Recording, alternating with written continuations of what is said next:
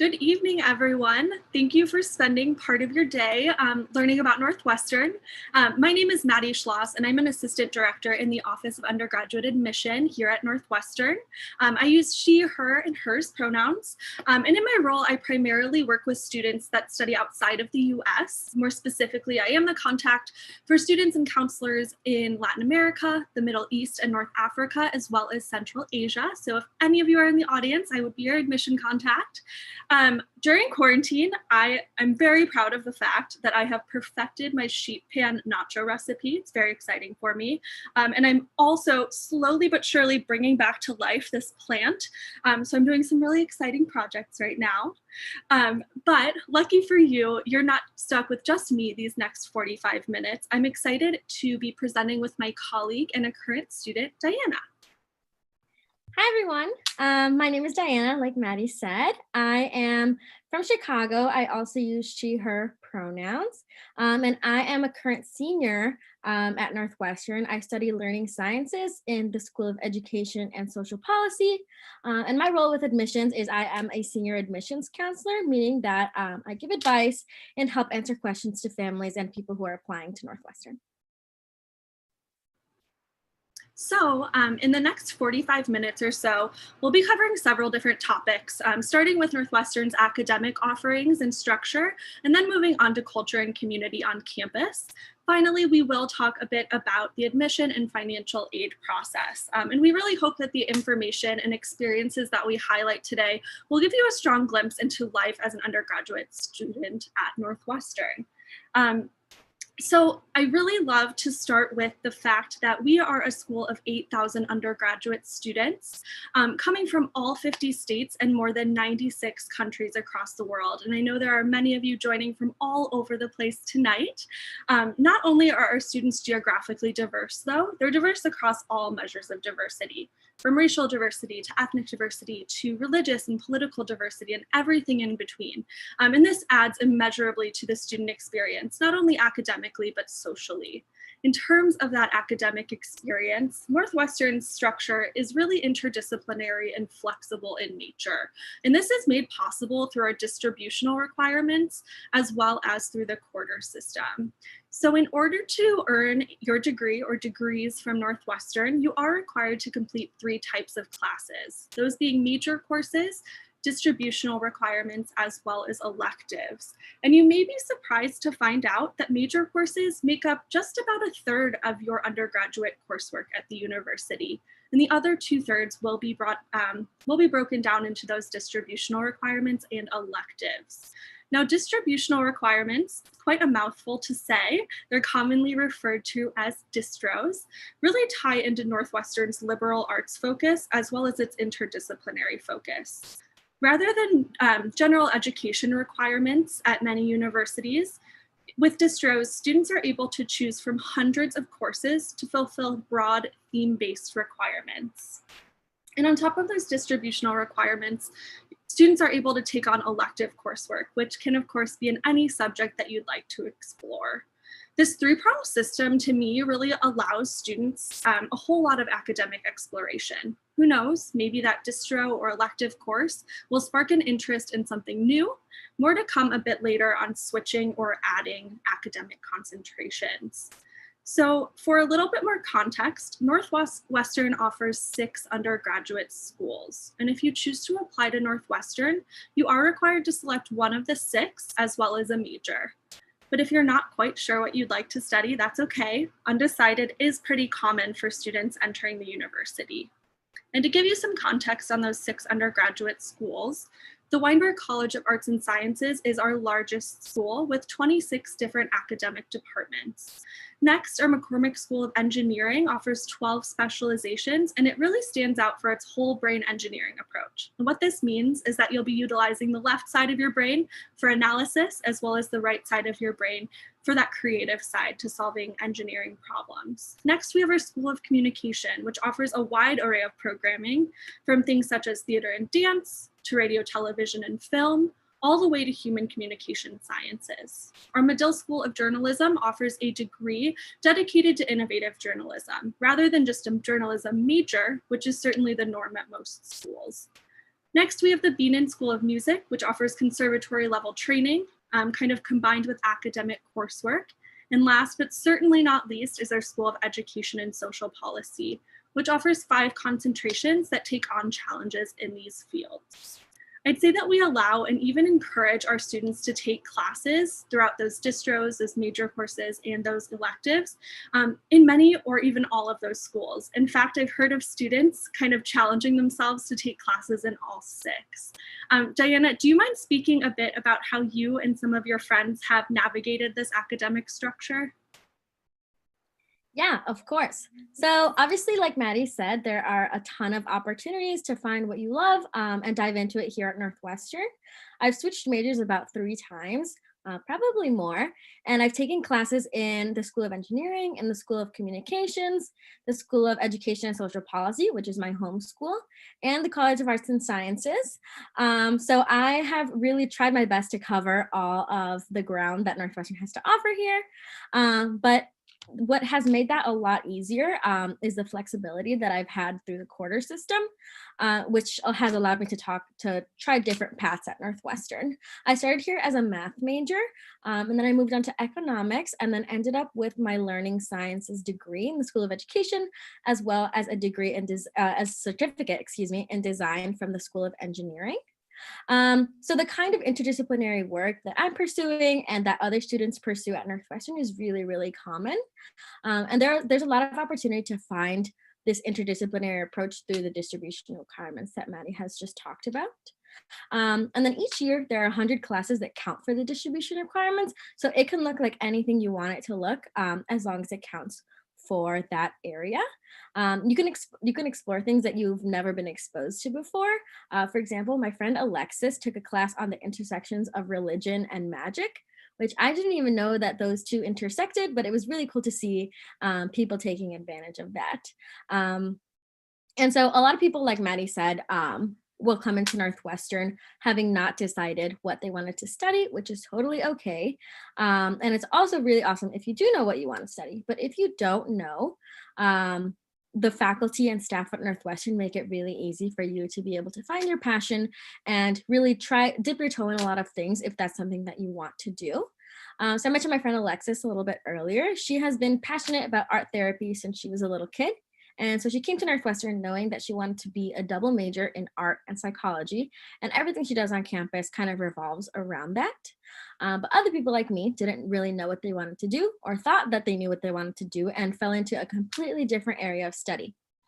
Like Maddie said, a lot of students are undecided, and by a lot, it's 50%. 50% of students come into Northwestern undecided through the College of Arts and Sciences. My friend Grace came into the College of Arts and Sciences as a political science major, and now she's an economics major with a legal studies minor and has a completely different career path than what she started thinking about when she started at Northwestern. She took classes to fulfill her distribution requirements, which really piqued her interest in legal studies and eventually led to her pursuing a minor. I decided that my path was design and wanted to integrate that into my studies through the help of my advisor. So my advisor, Caitlin, told me about classes I could take in and outside of my concentration that might interest me and help me explore the realms of learning and communicating with others that I wanted to pursue.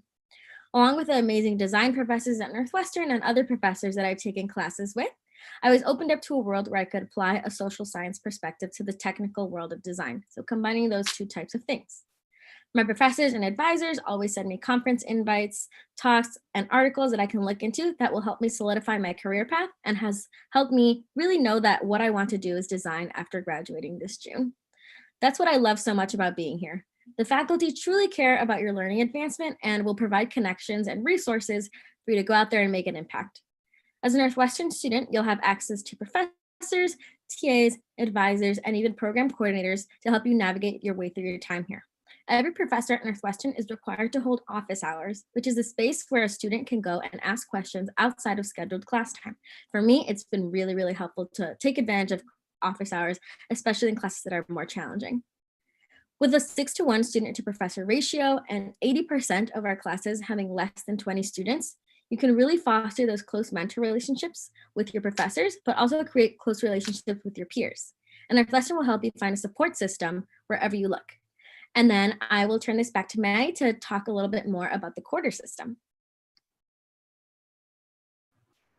So I love the quarter system. The university that I attended actually made the switch from quarters to semesters after my second year, and I will have to say it was quite a tough switch. What I really loved about quarters was the fact that since they are a bit more quickly paced, you have the opportunity to take lots more classes.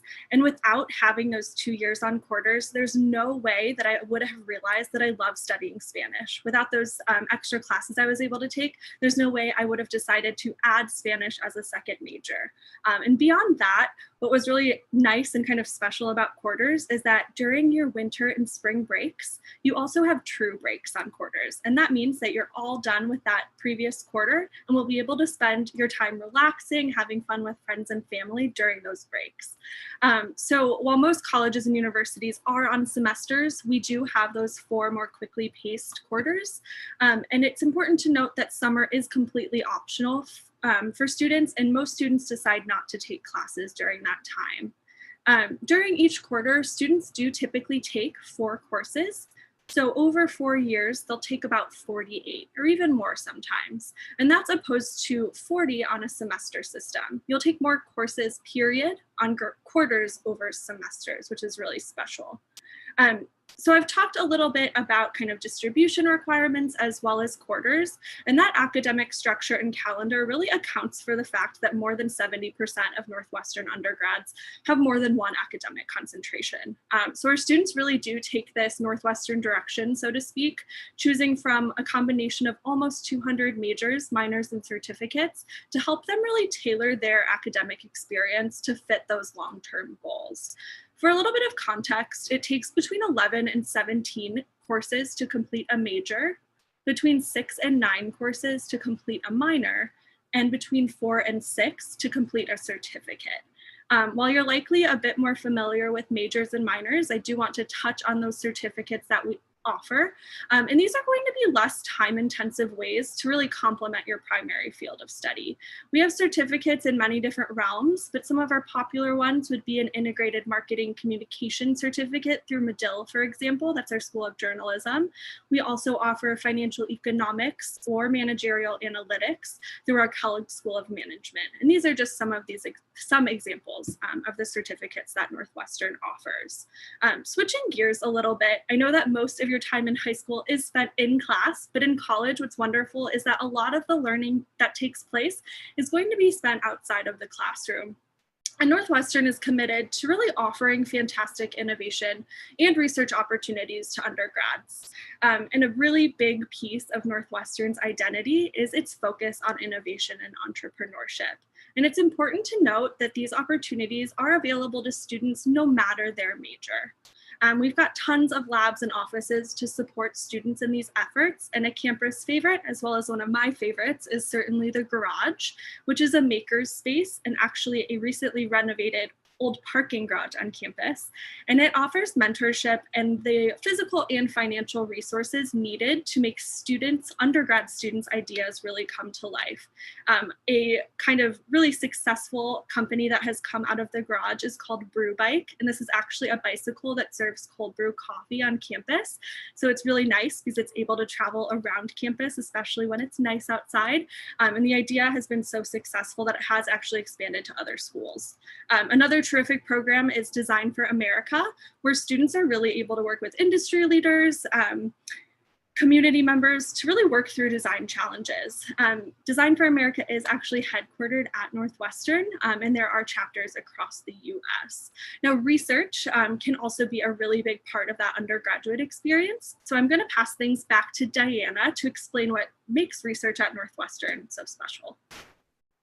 Something that I love telling prospective students and even people who are already here is that Northwestern allocates $3.5 million for undergraduate research every year. So it's really easy to find opportunities on campus that you might not know about. I didn't know that Northwestern allocated that much support and funding to undergraduate research, and it was a really big surprise my sophomore year when I decided that I wanted to kind of work with my professors on a different level. And this also means that research is so spread out across departments, so your research can look vastly different from anyone else's, and it doesn't even have to involve test tubes and goggles.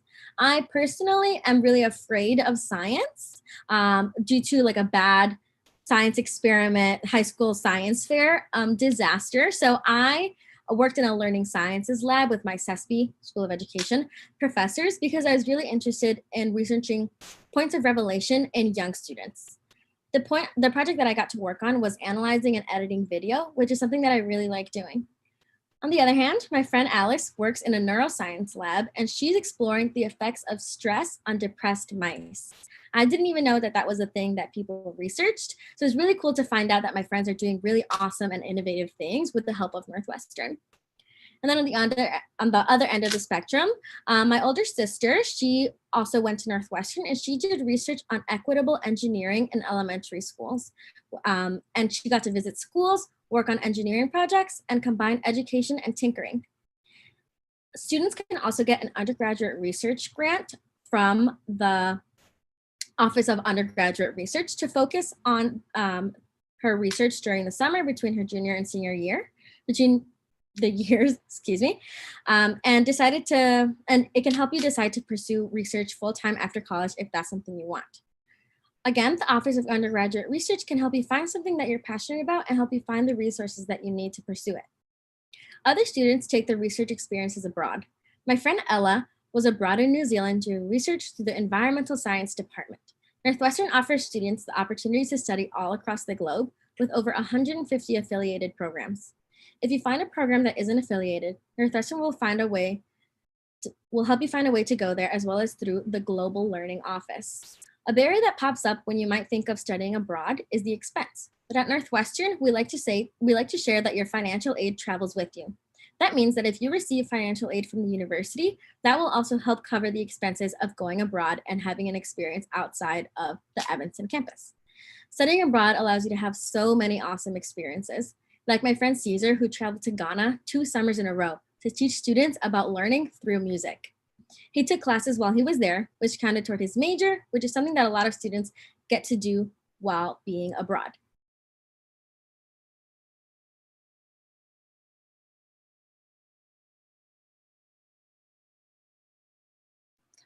So to switch gears a little bit, we love to talk about what happens after you finish your time at Northwestern. And the great thing is that your journey does not end with Northwestern by any means. We have a robust alumni network around the world doing incredible things.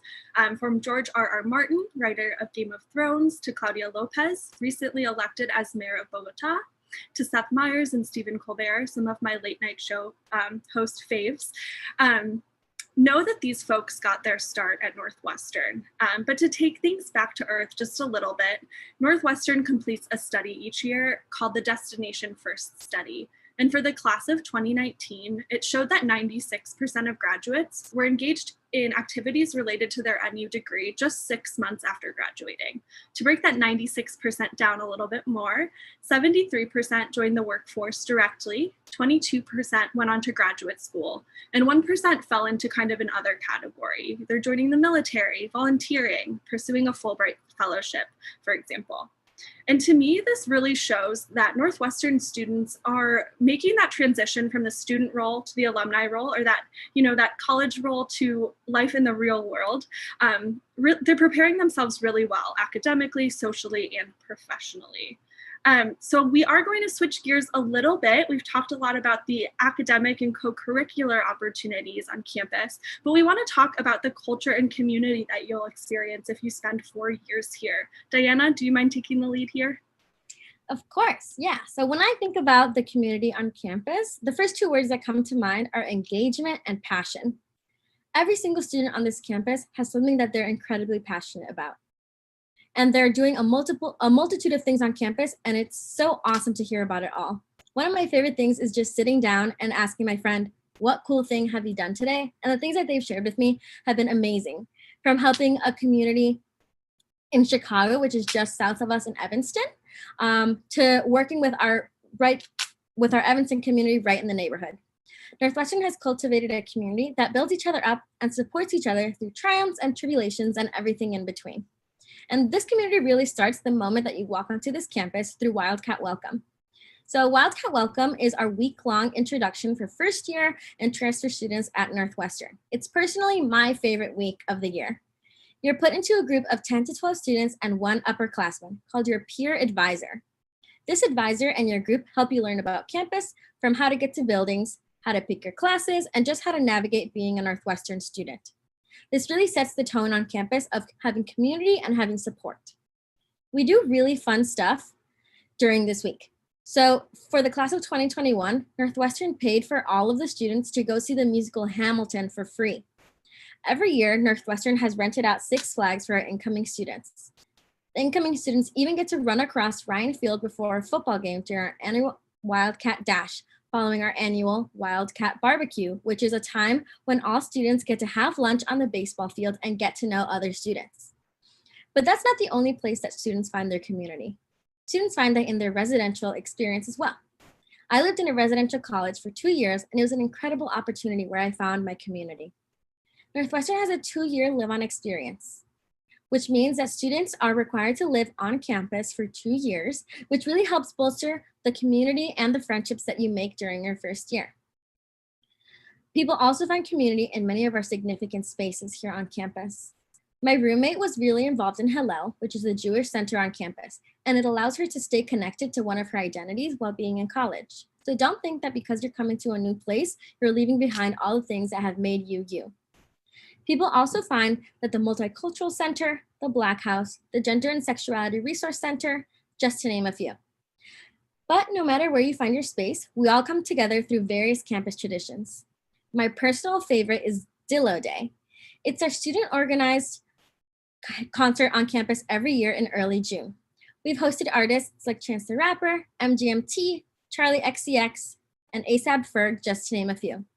It's the largest student-run music festival in the entire nation, and the president of our school, Morty, said it's the only day that the libraries are completely empty on campus because everyone is out having fun and enjoying each other's company after a long year of academics. And that's just one way that students balance experiences in and outside of the classroom. Dillo Day, our really awesome concert day, is put on by Mayfest, which is one of our 500 plus student organizations. With that many student organizations, it's another fantastic opportunity to find your people on this campus and do something that you're passionate about outside of the classroom. We have athletic organizations, which are broken into varsity, club, and intramural, and we are a D1 athletic school. I've been skating since I was 3 years old, and I joined the club synchronized ice skating team my sophomore year, and I was immediately welcomed onto an amazing team. There are also a lot of arts and publications organizations like the Daily Northwestern and Stitch magazine. My friend Nina knew that she was really passionate about journalism and fashion, so she became the editor-in-chief of Stitch magazine to combine her love for sharing editorial type pieces of fashion and art while combining also her love for putting makeup on people and creating beautiful scenes for people to look at. There are a lot of dance groups, pre-professional organizations, and a lot of music groups on campus. We have 15 a cappella groups, and our a cappella culture is so unique that it's actually the inspiration for the movie Pitch Perfect. One of the producers went here. I don't know what that tells you about our school, but hopefully that we're talented and exciting and maybe even look like movie stars. But if you're not satisfied with one of those many, many clubs, you can grab your friends and ask the school to start one. All you need is a group of 5 friends and a letter of intent to show that you're passionate about starting this new club, and Northwestern will support you behind it. My friend Jacob started an organization called Google for Help, where he and a bunch of friends go to Chicago neighborhoods and develop technology with partnership with Google to bolster education and STEM education in underfunded schools. Many student organizations have the opportunities that they do because of our incredible location, which I'll pass over to Maddie to talk about a little bit more. Yes, so of course, Northwestern's campus is located in Evanston, Illinois, which is the first suburb north of the Chicago city limits.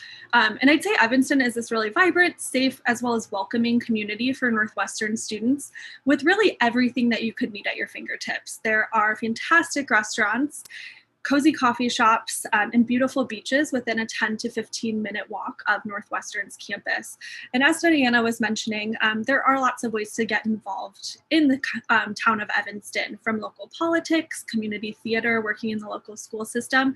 It's a very close kind of commute for you as a student. And it's important to note that Chicago, the US's third largest city, is extremely accessible, utilizing either Chicago's elevated train system called the L, or using our free intercampus shuttle. And that intercampus shuttle will take you to and from our Chicago campus, which is home to our law and medical schools. So not only is Chicago a world-class city with tons of really cool architecture, lots of awesome museums, amazing food, tons of entertainment options. What really stands out to me is kind of its Midwest roots and Midwest location. There's a certain friendliness here that I would say you don't see everywhere else. And it's a really kind of navigable city. So there are actually 77 different neighborhoods in the city of Chicago, and they're all really unique and very fun to explore. I moved here a couple of years ago. I'm still working on exploring all 77 neighborhoods, but some of my favorite things to do so far in the city have certainly been to check out comedy shows at the Second City. This is the place where lots of SNL stars got their start. I also really enjoy visiting the Art Institute of Chicago. While I do pay for a membership, it is actually free for Northwestern students. And I can tell you, you can spend hours in there without getting bored. Diana, do you have any Chicago favorites that you'd like to share? I do. I think I'm a little more biased than most because I was born here, and I grew up in Chicago. But one of my favorite things that I have gotten the chance to do as I've gotten older and have had more freedom from my parents, is I really love finding like little tiny places to find really, really good food. So I will grab a few friends and I'll just hop on the train or bike down or take the bus down to different neighborhoods and find really awesome local restaurants. But one of my favorite things that stuck with me during my time at Northwestern was going to baseball games. It's really different going to baseball games with your Northwestern community than with your family or with your friends from home. And Northwestern does this really cool thing through our alumni network where we have a day called NU Day at Wrigley, where students get discounted tickets to go as a big group of Northwestern students down to Wrigley Field where the Chicago Cubs play. So it's been really awesome to be able to take advantage of those opportunities. And then I'll never forget that my freshman year in November, the Cubs won the World Series after 108 years of waiting. And that has been one of the most memorable times that I've had at Northwestern because I got to share it with my newly made friends and kind of witness this piece of history with them. Thank you for sharing, Diana. That makes me laugh because I'm originally from Cleveland and was actually in Cleveland for the big game when the Cleveland Indians lost. So it's bringing back some memories. But you're not bitter. Not bitter at all. But we'd definitely like to switch gears as we're kind of nearing the end of our presentation tonight. And I really want to discuss the application and financial aid process for students and families. So in order to apply to Northwestern, we require you to complete either the Common App or the Coalition app. Either is fine, and we don't have a preference as to which you submit. So my recommendation is that you work with your school counselor, build that college list, and choose the application that works best for you. But please know that when we're reading through those applications, we are going to be reviewing them in the same way. And that means that we are going to be looking at them with a holistic review process. You've probably heard this term many times, and what this means is that we're going to be looking at all of the materials that you submit to really better understand who you are as a student and as a person. So one item's not going to make or break your application. We're going to be looking at that entire application you submit. When I discuss the application materials that students need to turn in, I like to separate them by the quantitative pieces and the qualitative pieces. And those quantitative pieces will be your high school transcripts and your grades, as well as standardized testing. Those qualitative pieces will be your activities, the essays you submit, as well as those letters of recommendation. So in terms of your high school transcript materials, context is really going to be an important piece, not only for the transcripts, but for the whole application. In terms of transcripts though, We're going to be looking at the types of courses available to you in the curriculum. We want to look and see if you are taking advantage of any super rigorous coursework. And ultimately, we want to see how you're doing in those classes. So that's going to be what we're looking at. I mentioned that I work a lot with students outside of the US. And when I work with students everywhere, I get lots of questions, should I take an AP curriculum or an IB curriculum, or should I take A-levels, or is the national curriculum of my country fine? Yes, of course. We're going to be looking at you in the context of your own situation. Comparing those curricula would be like comparing apples to oranges. In terms of standardized tests, we do require the SAT or an ACT score, and we don't need the writing score. And for the most part, we do not require you to submit SAT subject tests. Now, beyond those quantitative pieces of the application, the qualitative pieces are my favorite to read, especially because I really think they bring your application to life. So for those activities, make sure you're including all of those things that you're getting involved in when you're not in school. And be descriptive. We want to know how you're getting involved. We don't want you to just list a couple of words. We want to know what you're getting out of those experiences as well. And from an admission counselor, make sure that you're not using acronyms where possible. Those acronyms will really differ from city to city or country to country. So it's really helpful for us to kind of hear what those are kind of written out. In terms of your essays, we do require you to submit the Common App or the Coalition App essay. And beyond that, there is an optional but highly recommended Why Northwestern statement. And for these, my request or my recommendation to you is that you don't write what you think we want to hear. Be genuine to who you are, and that's going to come across a lot better in an application. Finally, we have a requirement for 2 letters of recommendation at Northwestern, the first being from a school counselor or an administrator at your school if you don't have a school counselor, in addition to a teacher recommendation. And while it's perfectly fine for you to submit 1 or 2 extra letters that might show you in a different light, make sure you're not submitting 14 letters that say the exact same thing. You'll want to add in letters only if they're going to add to that context of your application. So I've kind of hit all of the pieces of the application, but I definitely want to talk a little bit about deadlines. And Northwestern has 2 of those. We have our early decision deadline, which is November 1st, as well as our regular decision deadline, which will be January 2nd.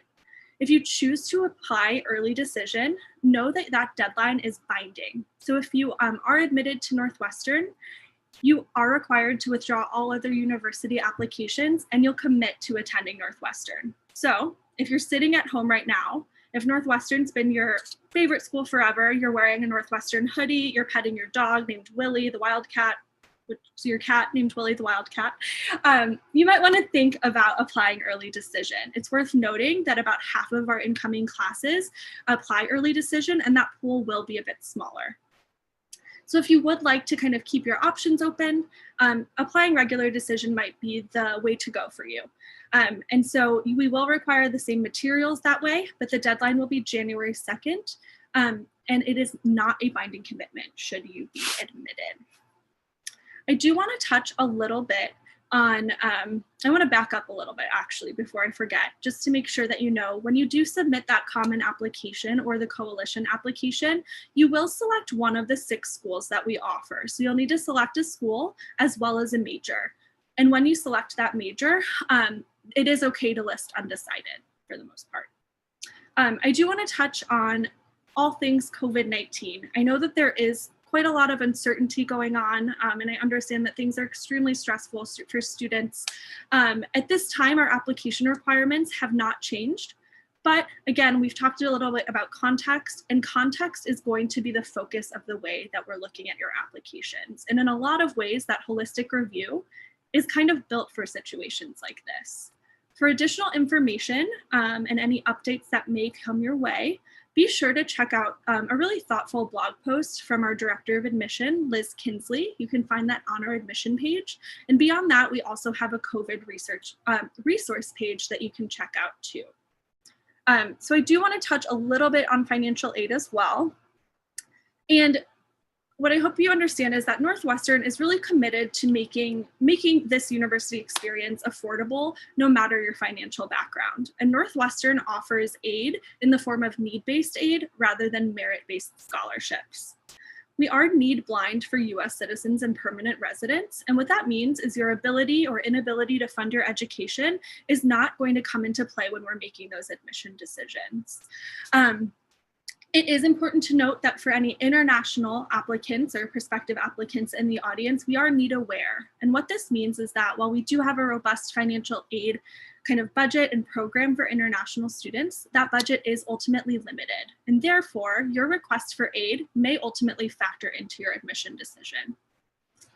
For all students that we admit, both international and domestic, we do meet 100% of demonstrated financial need. We determine that by looking at two documents, the FAFSA as well as the College Board's CSS profile. And these pieces take things into account such as income, expenses, assets, all of those things. And it'll help us to determine how much your family can feasibly contribute to your education each year. So let's say the cost of Northwestern is about $75,000 US, and you fill out the FAFSA and the CSS profile, and it says that you can cover about $20,000 US per year. That means that there's a $55,000 gap. For all students that we admit, we are pledging to meet that gap. And in awarding that financial aid, no loans will be included. So this gap will be bridged by grants and scholarships from the university, which do not need to be paid back, and at times work-study funding. So all universities offer a net price calculator. You can feel free to check that out on our website. And if you do have any questions about kind of the nuances of the financial aid process, be sure to contact our financial aid office. So we have we're kind of nearing the end of tonight's session. And so we're going to take some time to answer some questions from all of you. And I have, let's see. Diana, if you don't mind taking this question, one of our audience members asked, how does academic advising work? Do first years get specific advisors? So the short answer is yes, first years do get academic advisors. Northwestern offers advisors for every major, minor, certificate, and school that you're in. So for example, my home advisor that I talked about, Caitlin, she is my advisor in the School of Education and Social Policy, and she's my advisor for my major, learning sciences.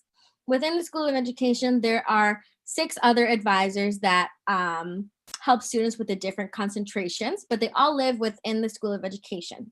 And then for my design certificate, I have an advisor that is the head of the design certificate in the School of Engineering.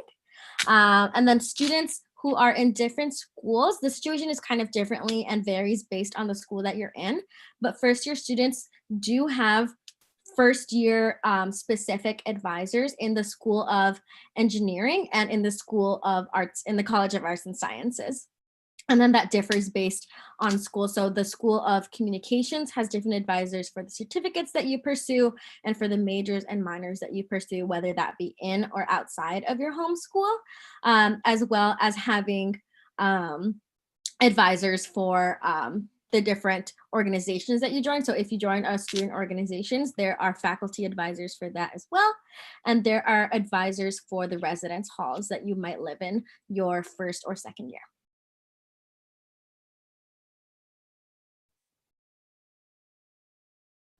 I've got one more for you, Diana. How accessible are professors outside of the classroom? Could you go into some detail about that? Yes. So all of my professors in my experience and in my friends' experience, they all list their office hours and their teaching assistants' office hours in the syllabus. And they frequently update those times based on their availability or if something comes up.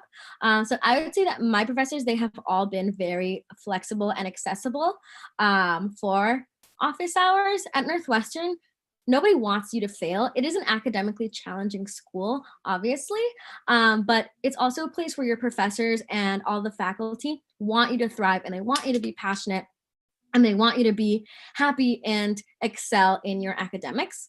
So they are very accessible, as well as TAs. TAs are a resource that I didn't really take advantage of. I just went straight to the professor.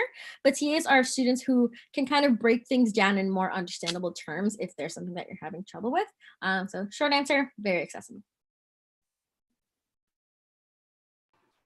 So one of the other questions we got was, what types of students succeed at Northwestern? And I was thinking we could both play a hand in answering this one.